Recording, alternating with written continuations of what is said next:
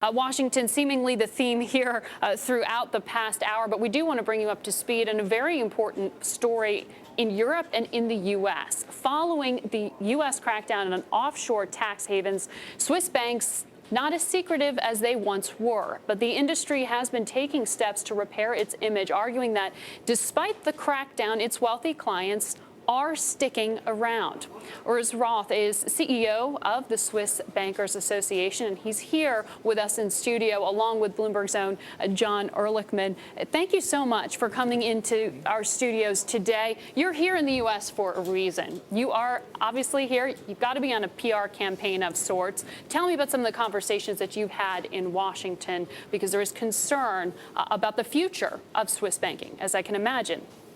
Well, we have been in a dialogue, a regular dialogue, and a very good dialogue for many, many years now. I would say 20 years, 25 years with Capitol Hill, with the Treasury, with the regulators, namely the SEC and the Fed, on the various topics and issues coming up. So we had very important discussions yesterday and the day before yesterday about regulation, namely the question on how to make markets more resilient to financial crisis and shocks. Now, specifically, who are you meeting with? I mean, Senator Baucus, of course, has been very public about some concern there. We did see the proposal to impose a 30% withholding tax on income from U.S. assets held at Swiss banks. Absolutely. So that was quite new when we arrived on Tuesday. That was right out. So clearly we had first discussions, questions to be asked, and issues to be discussed, but this was completely new to us. And clearly, this is a global issue. It's not a Swiss issue; it's a global issue. It's something where the banks all over the world, and probably also governments and regulators from all over the world, will come in and discuss and also comment on these proposals. Urs, obviously, one of the biggest questions is wealthy clients. Will they turn their back on Swiss banks? What evidence have you seen for or against that? Fortunately, not at all.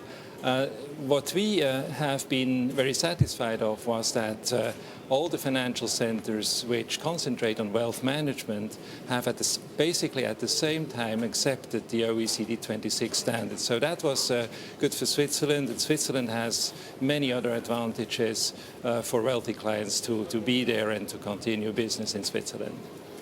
What about the competitive position of Switzerland versus other countries now? Is that not threatened? No, I believe it's very good, actually.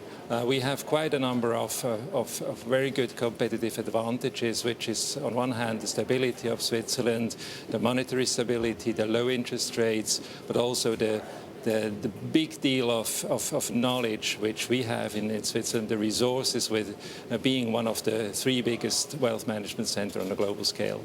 But, sorry, money is fungible, money is fluid. It's going to go sort of down the path of least resistance here. So when you are looking at a competitive advantage being lessened, arguably, for Switzerland here, what are you doing to stem outflows?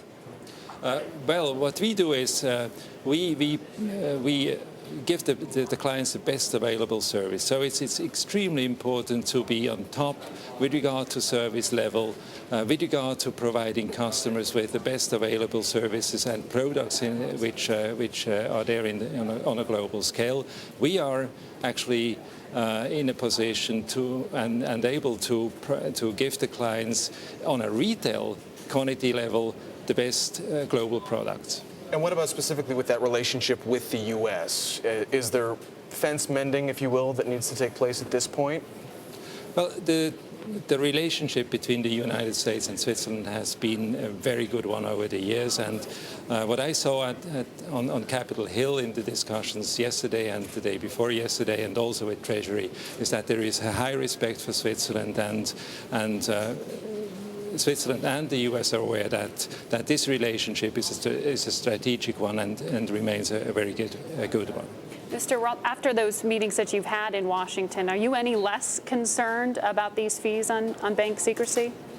Well, we have in Switzerland developed banking secrecy, or if you will, customer privacy considerations over the time. So banking secrecy has never been absolute. So we have always been able to adapt this to new issues and new problems coming up.